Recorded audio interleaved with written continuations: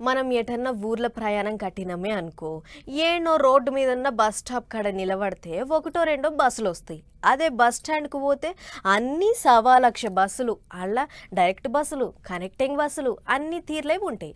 ఇక సమయానికి ఏది దొరికితే అది ఎక్కొచ్చు పోవచ్చు. ఇగో గిట్లనే ఒక దగ్గర బస్ స్టాండ్ కని పోతే ఒక్కటంటే ఒక్క బస్సు కూడా దిక్కులేదు. మరి ఇక జనాలు ఏం చేస్తుర్రో మీరే చూడుర్రి. ములుగు జిల్లా వెంకటాపూర్ జనాలకు పెద్ద శరణే ఉంది కదా బస్సులతోనే.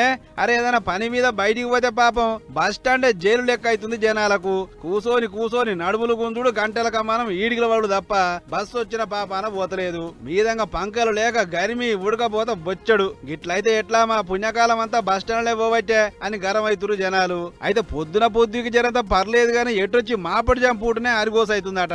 భద్రాచలం దిక్కు పోదామని కూసుంటే 4-5 గంటలైనా సుతా ఒక్క బస్సు దిక్కులేదు. దీంతో పెండ్లీలు పేరంటాలు సాగు బతుకుల కార్యాలకు పోతున్న వాళ్ళంతా ఈడికే వచ్చి మళ్ళీ వెనుకకు మళ్ళీపోయే కథ అవుతుందట. ఒకవేళ సుక్క దిగబడ్డట్టు ఎప్పుడో ఒక బస్సు వస్తే బెల్లం చుట్టూ ఈగలు చేరినట్టు బస్సు చుట్టూ జనాలే. కాలు పెట్టే సందు లేకుండా పోతుంది బస్సు. జర బస్సుల టైమింగ్లు మార్చి జనం అవస్థలు తీర్చే ఉపాయం చేయరు సారు అని ఊరవచ్చిరు అటు దిక్కు ప్రయాణం చేసే జనాలు. ఇక ఇదిట్లుంటే మనుగురికెంచి ఖమ్మం పోతున్న ఓ బస్సులకి కండక్టర్ మా చూడరే ఎంత చెమట తీస్తుందో. డ్యూటీలుండి ఫోన్ల సీరియల్లు రీల్స్ చూసుకుంటా మంచిగా పొద్దెల్ల తీస్తుంది మేడం.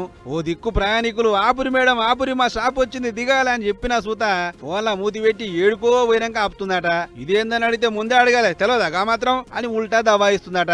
దీంతోనే ఆర్టీసీ బస్సులు ఎక్కాలని సర్కారు చెప్తుంటారు. సరే అని ఎక్కితే కండక్టర్ల పనితనం గీ నమూనలుంది. ఇట్లయితే ఎట్లా సారు జర ఇసొంటి సిన్సియర్ కండక్టర్ల మీద ఓ కన్నేసి ఉంచురు సారు అని అడగబట్టిర్రు. టాప్ లో దిగకుండా ఎండలో ఎక్కడో దిగి మళ్ళా వెనకకు దిగినట్టు చూస్తున్న జనాలు.